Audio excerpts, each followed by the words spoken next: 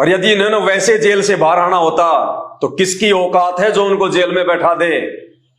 Diary में note कर लो, मानो ना मानो पर मैं एक सत्य घटना बताने जा रहा हूं। परमात्मा का अवतरण इस धरा पे हो चुका है और याद रखना एक दिन आएगा जब तुम इस डायरी के पेज को खोलकर पढ़ोगे।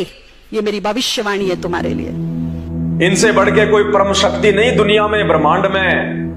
ये अपनी मर्जी के मालिक हैं और इनके जेल जाने के पीछे बहुत सारे रीजन हैं। आने वाले समय में 1000 वर्षों तक संत रामपाल जी का सत भक्ति मार्ग पूरे विश्व में चलेगा। यही एकमात्र धर्मगुरु होंगे, इन्हीं का ज्ञान होगा, इन्हीं के मंत्र होंगे, इन्हीं की आरतियां चलेंगी। धरती पे दूसरा कोई धर्मगुरु नहीं होगा, दूसरा कोई भगवान नहीं होगा। 1000 वर्ष तक इनके ज्ञान को, इनके भक्ति मार्ग को सुचारू रूप से अपनी गैर हाजिरी में चलाने के लिए इन्होंने कुछ इंतजाम करने हैं। उसके मद्देनजर आज ये जेल में बैठे हुए हैं। 28 साल से इन्होंने अपने भक्तों को जो अनमोल ज्ञान दिया है, दुनिया वालों से हटके जो परम ज्ञान दिया है, उस ज्ञान पर इनके भगत कितना जो है वो चल पाए हैं, कितना वो चल रहे हैं। उनके खुद के भगत संत रामपाल जी को कितना समझ पाए हैं। खाली संत रामपाल जी को एक संत के रूप में ले रहे हैं या फिर परमेश्वर के रूप में ले रहे हैं। संत रामपाल जी को उनके भगत किसी भगवान के द्वारा भेजा गया कोई अवतार मानते हैं या स्वयं ही उनको भगवान मानते हैं। वो अपने भक्तों के भी कॉमन सेंस की जो ज्ञान उन्होंने अपने भक्तों को दिया है उसकी परख कर रहे हैं कि मेरे कितने हैं और काल के कितने हैं। अंतिम समय में मुझे कितनों को साथ लेके जाना है और कितनों को यही छोड़ के जाना है जो उनको नहीं समझ पाए। और सारी दुनिया के धर्मगुरुओं को नकली साबित करने के लिए, सभी देवी देवताओं को, आधे अधूरे भगवानों को कमजोर साबित करने के लिए कि भैया मैं जेल में बैठा हूं, और जब वो विनाशकारी समय आएगा, जब वो दुखकारी समय आएगा पूरे विश्व पे और भारत पे, उस समय भैया मेरे से पहले तुम अपने देवी देवताओं से अरदास कर लेना। तुमने जो भी भीख मांगनी है अपनी जान की, पहले अपने देवी देवताओं से मांग लो। अपने धर्म गुरुओं से प्रार्थना कर लो कि गुरुजी ऐसी भयंकर आपत्ति आ गई देश पे, और देश पे आकर आपत्ति आ गई तो देश का देशवासी भी तो दुखी होगा, देश में रहने वाले भी तो परेशान होंगे। और कोई मिट्टी थोड़े ना कोई परेशान होती है, देशवासी परेशान होते हैं, इंसान परेशान होते हैं कि हे गुरुदेव भगवान, हमने आपको इतने दिनों से पूजा, हम आपके अगरबत्ती चढ़ा रहे, हम आपके जो है वो झंडा चढ़ा रहे, नारियल चढ़ा रहे, अगरबत्ती चढ़ा रहे, जैसा आपने कहा वैसा हमने राधे राधे हरे रामा हरे कृष्ण का जाप किया, जैसा आपने कहा वैसे हमने व्रत किए, हम तीर्थों पे गए, आपकी दान पेटियां हमने नोटों से भर दी, पर अब हमारे ऊपर ये आपत्ति आई है तो तुम आंख बंद करके क्यों बैठे हो गुरुदेव? कोई समाधान बताओ। और ये समाधान बताने का समय नहीं है, ये तो समाधान करने का समय है। ये गुरुदेव आप कहते थे कि मेरा तो भगवान से संपर्क है, मेरा तो सीधा भगवान में ध्यान लगता है, मेरी बात को तो भगवान टाल ही नहीं सकता। हे गुरुदेव अपने भगवान से बोलिए, अपने बच्चों की रक्षा करे। उस समय ये तुम्हारे धर्मगुरु ऊपर हाथ खड़े कर लेंगे, ऊपर हाथ नीचे गर्दन हो जाएगी कि जजमानो माफ करना, हमने तो धंधा खोल रखा था केवल अपने पेट पालन के लिए, हमारा किसी भगवान से कोई संपर्क नहीं है। उस समय जब तुम्हारी आंखें खुल जाएं और उसके बाद उन देवी देवताओं से, उन भगवानों से मंदिरों में जा जाके, मस्जिदों में जा जाके, चर्चों में, गिरजा घर में, गुरुद्वारों में जा जाके अरदास करना, दंडवत करना, नाक रगड़ना, कि आप तो देवादिदेव महादेव हो, आपसे बढ़ के कौन है, आप तो श्री राम हो, आपने रावण मार दिया, आपने श्री कृष्ण रूप में जो है वो कंस को मार दिया, आपने पूतना मारी, आपने जरासंध मारा, आपने काल्यावन मारा, आपने चाणूर मारा, आपने केसी मारा, आपने फिर हनुमान जी के पास जाना कि हे भगवान आपने तो जो है द्रोणागिरी पर्वत को उठा दिया था, हमारे तो छोटे से संकट है, इनको उठाने में कहां दिक्कत है। हे श्री कृष्ण भगवान आपने तो गोवर्धन पर्वत को उठा दिया, हमारे भी थोड़े से दुख और परेशानियां उठा लो। और उस समय वो भी शांत होके चुपचाप होके आंख बंद करके कान बंद करके बैठे रहेंगे, क्योंकि पत्थर की मूर्ति ना सुन सकती, ना बोल सकती, ना चल सकती, ना देख सकती, वो जड़ है। फिर तुम अपने रिश्तेदारों के पास जाना, अपने उन पैसे वाले मित्रों के पास जाना, या तुमने जो बैंकों में जमा कर रखे, जो घर पे जोड़ जोड़ के रखे हुए, उन पैसों से सहायता मांगना, धन से सहायता मांगना। फिर जिन राजनेताओं के पीछे तुम हिंदू मुसलमान करते हो, जिन राजनेताओं के पीछे 24 घंटे तुम कभी ये कभी वो, कभी ये पार्टी कभी वो पार्टी, आपस में तुमने ये दुश्मनियां पाल रखी हैं, मैं उस पार्टी का, मैं इस पार्टी का, मेरा नेता वो, तेरा नेता वो। फिर इन नेताओं से हाथ जोड़ना, नेताओं से अरदास करना, और जब तुम अरदास करने जाओगे तो तुम्हें पता चलेगा नेताजी तो पहले से बंकर में जाके बैठे हैं। उस समय ये संत रामपाल जी निकल के आएंगे एकमात्र परमेश्वर के रूप में, विघ्नहर्ता के रूप में, संकट मोचन के रूप में। तब तुम्हें पता चलेगा कि दुनिया का असली संकट मोचन हनुमान जी नहीं, इस पूरे ब्रह्मांड के असली संकट मोचन संत रामपाल जी भगवान है, ये विघ्न करता है। और उस समय ये नेता लोग उनको नाक रगड़ के अपने कंधों पे बैठा के लाएंगे, इसलिए उस समय का इंतजार कर रहे हैं संत रामपाल जी कि आने दो वो समय एक बार। ऐसे ये मुझे परमात्मा नहीं मानने वाले, लातों के भूत कभी बातों से नहीं मानते। जब ये प्रकृति तुम्हारे ऊपर लातों की बौछार करेगी, आपत्ति और विपत्तियों की बौछार करेगी, तब तुम्हें वो परमात्मा याद आएगा, तब तुम शीघ्र स्वीकार कर लोगे, हाँ जी आप ही राम, आप ही हमारे कृष्ण, आप ही हमारे भगवान, आप ही हमारे बुद्ध, आप ही हमारे ईसा मसीह। फिर कोई वाद विवाद नहीं करेगा जैसा कि आज कर रहे हैं कि संत रामपाल जी कहां से भगवान हो गए। अरे आज से पहले जो ईसा मसीह आया था वो कैसे भगवान हो गया, वो भी तो इंसान था। श्री रामचंद्र जी कहां से भगवान हो गए, वो भी तो इंसान थे। श्री कृष्ण जी फिर कहां से भगवान हो गए, वो भी तो इंसान थे। बुद्ध कहां से भगवान हो गया, वो भी तो इंसान था, या कोई सींग वांग या कोई पूंछ वांस लगा के आए थे वो। फिर दुनिया की अकल ठिकाने आएगी जब खुद की जान पे आफत आएगी।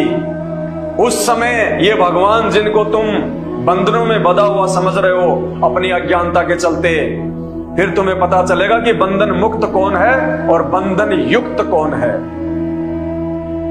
इसलिए समय का इंतजार करो।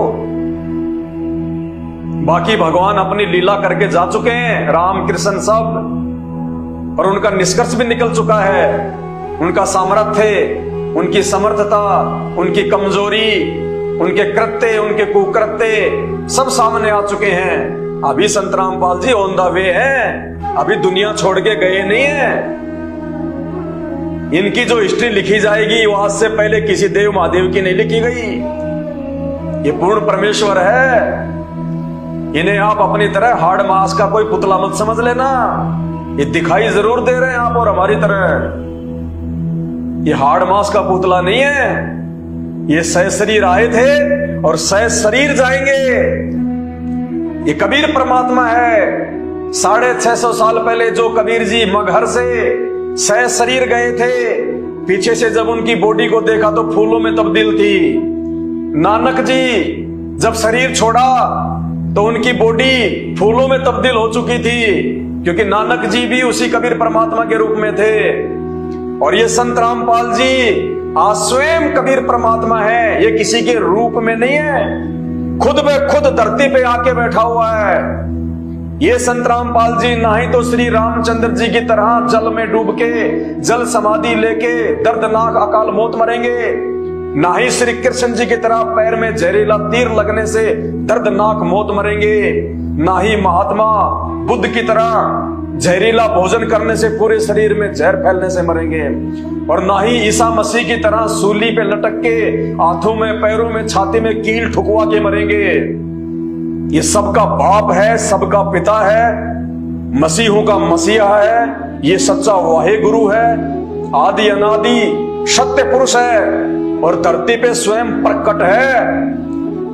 और दुनिया देखेगी जब ये इस धरती से जाएंगे अपनी आंख फाड़ फाड़ के, वो गए गुरुजी, वो गए परमात्मा, वो जा रहे हमारे बंदी छोड़, वो जा रहे आदि राम।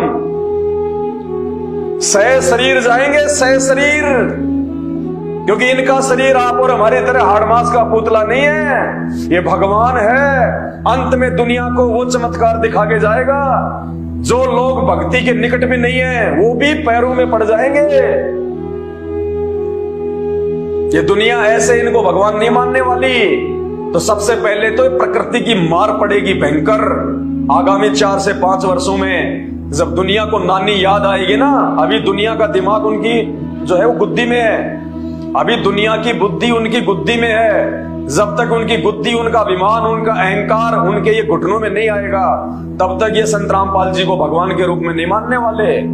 बकवाद करते हैं, जेल में है, भगवान क्यों है, ये है, वो है। थोड़ा सा इंतजार करो, अब ज्यादा समय नहीं रह गया। बुद्धिमान वो होगा जो समय रहते उनकी शरण में आ जाएगा, उनको अपना मसीहा स्वीकार कर लेगा, उनके सत्संग सुनना प्रारंभ कर देगा।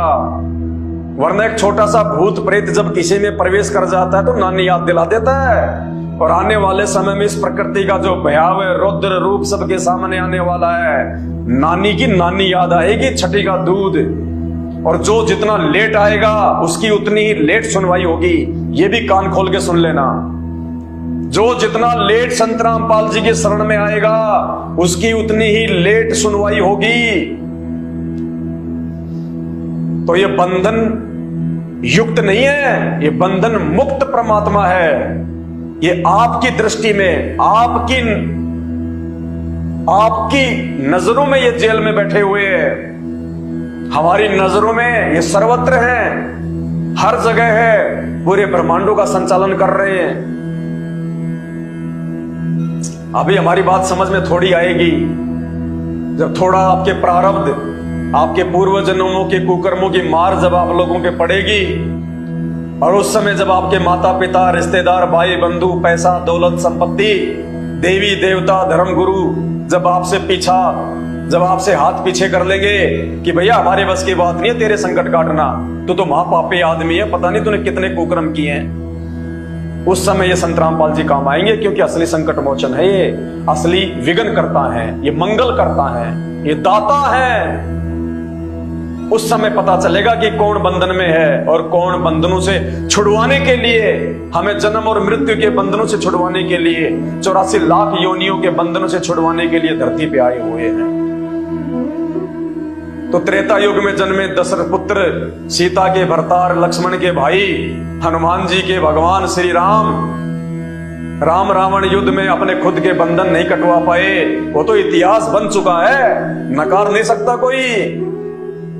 एक सांप से अपने आप को बंधन मुक्त नहीं कर पाए, उनके वाहन ने, गरुड़ जी ने आके उनके बंधन काटे। तो उनमें कितनी सामर्थ्यता है, उनमें कितनी योग्यता है, वो कहां तक के भगवान हैं। और आने वाले समय में जो श्री रामचंद्र जी नागफास से खुद के बंधन नहीं जो है काट पाए, आने वाले समय में जब ये प्रकृति अपना रौद्र रूप दिखाएगी, तुम्हारे बंधन कहां से काट देगी मेरे बंधुओं। समय है, संत रामपाल जी की शरण में आ जाओ।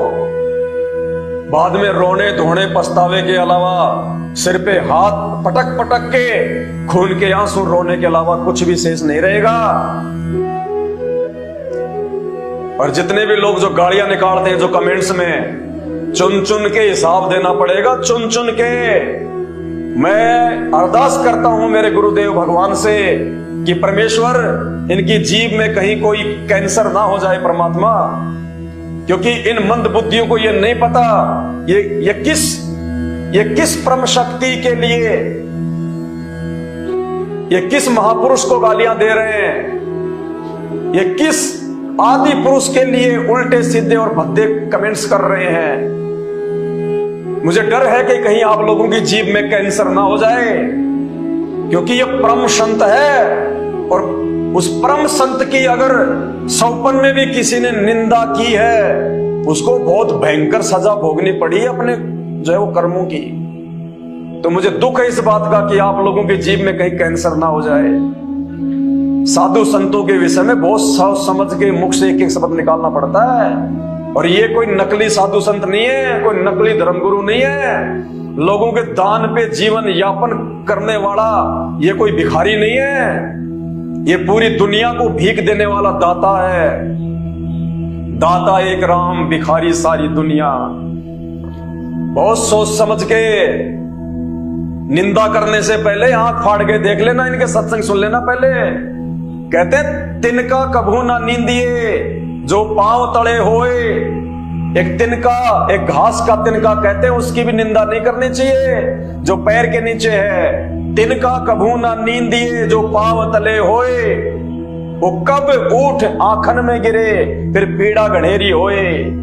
ना जाने वो तिनका भी कब उठ के हवा से आपकी आंख में आ गिरे और भयंकर वो पीड़ा दे देता है। तो ये तो वो परम संत है, आदि पुरुष है, अनादि पुरुष है, लेकिन ये अपनी तरफ से ये किसी को कोई जो है श्राप नहीं देता। श्राप देते हैं घटिया लोग जिनको ज्ञान नहीं होता, जो आधे अधूरे जो भगवान होते हैं अपने आप को बड़ा साबित करने के लिए, वो लोग देते हैं श्राप। जो परम संत होता है, हम सब उसके बच्चे हैं, बाप कभी अपने बच्चों को श्राप नहीं देता, लेकिन उस बाप का एक विधान है, एक रूल है कि राम किसी को मारे नहीं, और मारे तो हत्यारा राम।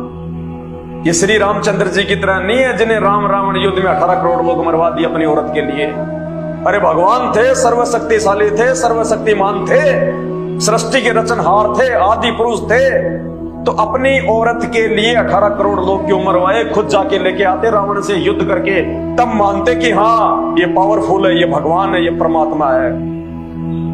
18 करोड़ लोग मरवा दिए अपनी औरत के लिए, वो भगवान कहां से हो गया? स्वयं में अगर सामर्थ्य था, अगर पुरुषार्थ था, स्वयं लेके आते, तब मानते कि आदि राम है। तो कहते हैं वो राम, वो आदि राम, सबका बाप। राम किसी को मारे नहीं, मारे तो हत्यारा राम। अपने आप ही मर जाओगे ये कर कर खोटे काम। तो भाइयों, किसी भी साधु संत के विषय में बिना उसकी तहकीकात किए बिना, बिना उसके सत्संग और ज्ञान से परिचित हुए बिना, उसके विषय में अपनी जुबान से अपशब्द भूल के भी मत निकालना। कब कहां पे भयंकर से भयंकर आपत्ति आ गिरेगी पता भी नहीं चलेगा, क्योंकि इंसान अपना जो भी भोग भोगता है वो अपने वो कर्मों के भोगता है। चाहे वो पिछले जन्म के कर्म हो, चाहे वर्तमान के कर्म हो, इंसान हमेशा अपने कर्मों का भोग भोगता है। जैसे श्री रामचंद्र जी ने मजाक कर दिया नारद जी के साथ में, बंदर का मुंह लगा दिया, वो कर्म किया उन्होंने, वो मजाक किया, उसका भोग श्री रामचंद्र जी को भोगना पड़ा, नारद ने उनको श्राप दे दिया। तो समझो इन बातों को। अभी आप लोग भक्ति, भगवान और अध्यात्म के आसपास भी नहीं हो, आसपास भी झूठे अपने आप को बहुत बड़े बल्कि भगत समझते होंगे आप। असल में अध्यात्म, भक्ति और भगवान की जानकारी इस धरती पे यदि किसी को है तो संत रामपाल जी के भक्तों को है, संत रामपाल जी के भक्तों को। अन्यथा धरती पे किसी को भक्ति और भगवान की जानकारी नहीं है। ब्रह्मा विष्णु महेश को जानकारी नहीं है पूर्ण इन शास्त्रों के विषय में, भक्ति के विषय में, किसकी पूजा करनी चाहिए, कौन सा देव जो है वो पूजा के योग्य है, इनको खुद को नहीं पता। तो इनके भक्तों को, इनके साधकों को कहां से पता चलेगा? तो भाई और बहनों, हाथ जोड़ के विनती है, प्रार्थना है, आपका ज्यादा समय नहीं लूंगा, आपने इतना समय दिया, इसके लिए तहे दिल से मैं आपका आभार व्यक्त करता हूं। और मैं विनती करूंगा, मैं प्रार्थना करूंगा, हम सब एक ही परमात्मा के बच्चे हैं। हम भूल चुके हैं अपने बाप को, अपने परमात्मा को केवल देखा देखी में, क्योंकि हमने शास्त्रों से भगवान नहीं पहचाना, हमने तो हमारे दादा परदादा, उससे पहले वाले दादा और हमारे पिता जो भक्ति कर रहे हैं, हमने तो उनकी लकीर पीटनी शुरू कर दी। लेकिन भक्ति का आधार दादा और परदादा नहीं होते। भक्ति का आधार देखा देखी भेड़चाल नहीं होती। भक्ति का आधार होते हैं हमारे धर्म ग्रंथ, हमारे शास्त्र। और हिंदू धर्म में जो प्रमाणित शास्त्र हैं, चारों वेद और गीता जी, और उनमें भी कंप्लीट ज्ञान नहीं है। इसीलिए उस आदि राम, आदि पुरुष, उस कबीर साहिब को संत रामपाल जी के रूप में एक तत्वदर्शी संत बन के स्वयं आना पड़ा है, ये ज्ञान देने के लिए। तो विचार करो इन बातों पे, सत्संग सुनना शुरू करो। ये मानव शरीर बहुत अनमोल है, मानव जन्म दुर्लभ है, ये मिले ना बारंबार। पेड़ से पत्ता टूट गिरे वापस नहीं लगता डार, बाद में रोओगे पछताओगे। और वर्तमान में भी ये आधे अधूरे भगवान, ये धर्मगुरु तुम्हें कितना लाभ दे रहे हैं, तुम्हें कितना फायदा हो रहा है, अंदर से तुम अच्छे से जानते हो।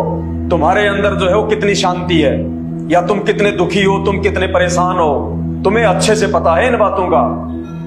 फिर भी देखा देखी में लगे हुए हो, क्योंकि तुम्हारे पास ऑप्शन नहीं है। जाएं तो कहां जाएं, इसको छोड़ेंगे तो दूसरा भी वैसा ही मिलेगा। तो अब जो जानकारी आपको दे रहे हैं हम लोग संत रामपाल जी के विषय में, वो वैसा ही नहीं मिलेगा। वो वैसा मिलेगा जैसा आपको आज से पहले कभी जिंदगी में नहीं मिला। वो परम दयालु, वो सुखदायी परमात्मा, जिनकी थोड़ी सी महिमा करने से, जिनकी थोड़ी सी भक्ति करने से वो सुख दे देगा, जो सुख आपको ब्रह्मा विष्णु महेश तीनों देवता मिलकर लाख जन्म में नहीं दे सकते। और फिर देखो जो आत्मिक सेटिस्फेक्शन आपको मिलेगा, उसकी आप कल्पना भी नहीं कर सकते। तो बस दास की इतनी सी विनती है, बाकी आपके भद्दे कमेंट्स का, आपकी गालियों का, हम संत रामपाल जी के भगत हैं। हम किसी ऐरे गहरे साधु संत के भगत नहीं हैं। हम किसी चंदन लगा के, रुद्राक्ष की माला पहन के, चुंडित मुंडित लाल पीले कपड़े पहन के, चिमटा हाथ में लेके, कान फड़वा के, हैं हरे राम हरे कृष्णा राधे राधे श्याम मिला दे, ये बोलने वाले के भगत नहीं है। हम सर्वशक्तिशाली, सर्वशक्तिमान परम पुरुष, आदि पुरुष, अनादि पुरुष संत रामपाल जी के भगत हैं, जो प्रमाणित संत हैं शास्त्रों के अनुसार। और उनकी भक्ति का ये असर है, ये प्रभाव है। आप चाहे कितनी गालियां दो, कितना ही जो है आप जी मतलब वो बुरा भला कहो, हमारे कान के आसपास भी नहीं फटकती तुम्हारी बातें, आसपास भी। और तुम अपने आप को सच्चे सनातनी, फोटो लगा रखी है हनुमान जी की, फोटो लगा रखी है राम और सीता जी की, फोटो लगा रखी है हिंदू राष्ट्र, फोटो लगा रखी है, नाम लिख रखा हम सनातनी, सच्चे सनातनी, और तुम्हारे मुंह में गुटखा जुबान पे गाली। क्या देश को हिंदू राष्ट्र बनाओगे? पहले खुद तो सुधर जाओ, पहले खुद तो संभल जाओ, पहले अपने आप को चेंज करो, अपने आचरण को चेंज करो, अपनी आत्मा को साफ करो। अरे आत्मा तो तब साफ होगी जब पहले आप अपने मुंह को साफ करोगे। तो हमारे अंदर संत रामपाल जी भगवान ने भक्ति का वो सॉफ्टवेयर डाल रखा है जिसका दुनिया में कोई एंटीवायरस नहीं है, जिसको कोई तोड़ नहीं सकता उस सॉफ्टवेयर को संत रामपाल जी के अलावा, और वो कभी तोड़ेंगे नहीं। तो हमारे ऊपर आपकी गालियों का, आपके इन भद्दे कमेंट्स का कोई असर नहीं पड़ता है। हमारे अंदर इतनी सी भावना भी नहीं आती। हम तो ये सोचते हैं कि परमात्मा कितने नादान हैं, कितने बुद्धिहीन हैं। ये 50-50, 60-60 साल के हो गए, अभी तक इनको ये नहीं पता कि हम क्या कर रहे हैं। गाड़ी किसी को निकालेंगे तो वहां से टकरा के वापस उसी के पास आती है। सामने वाला यदि गाली को नहीं स्वीकार करता है, सामने वाला यदि आपकी गाली का जवाब नहीं देता है, तो टकरा के वापस आती है। अगर माँ की दी है तो खुद की माँ के ऊपर आएगी, बहन की दी है तो खुद की बहन के ऊपर आएगी। तो हमें तो दया आती है आप लोगों पे, आपके बुद्धि स्तर पे। और ऐसी बात नहीं है, इस बुद्धि के स्तर को ठीक भी किया जा सकता है, अपने आप को संभाला भी जा सकता है, क्योंकि आज संभालने का मौका है।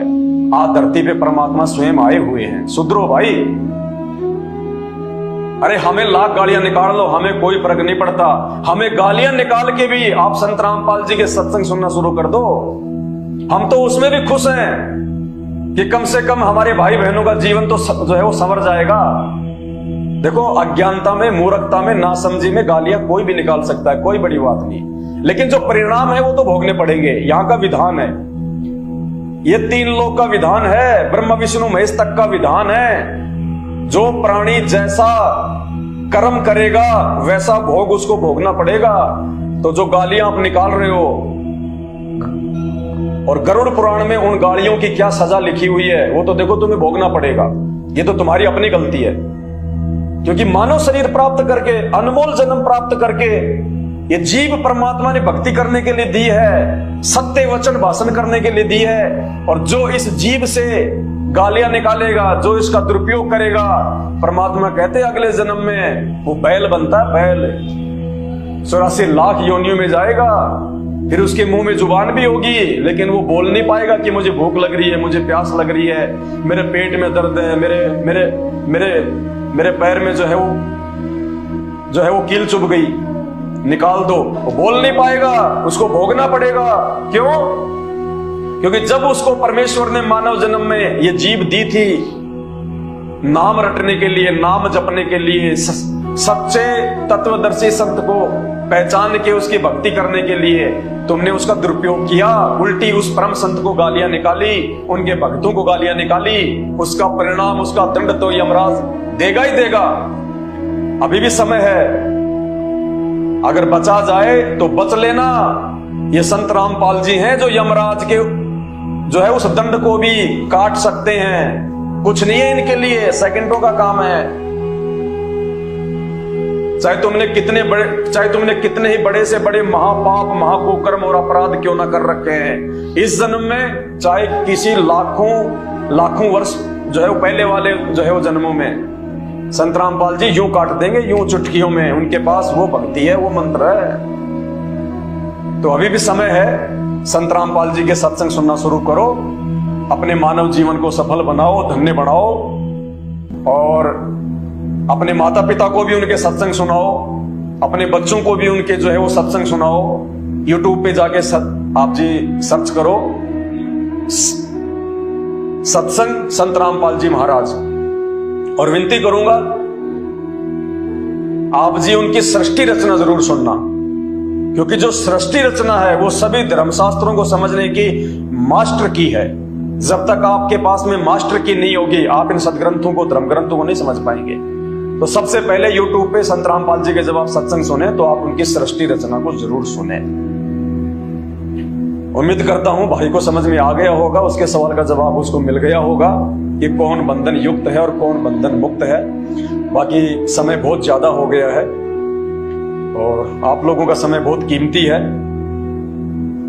इसी के साथ अपने शब्दों को विराम देता हूं और विनती करता हूं कि जितना जल्दी हो सके संत रामपाल जी के सत्संग सुनना शुरू कर दीजिए, वरना आने वाले विनाशकारी समय में धरती पे कोई बचाव का रास्ता नहीं है। चाहे कितना ही दिमाग लगा लेना, कितना ही पैसा खर्च कर लेना, कितना ही भटक लेना, भाई इस परम संत के अलावा धरती पे कोई भी सुरक्षा कवच नहीं बचेगा।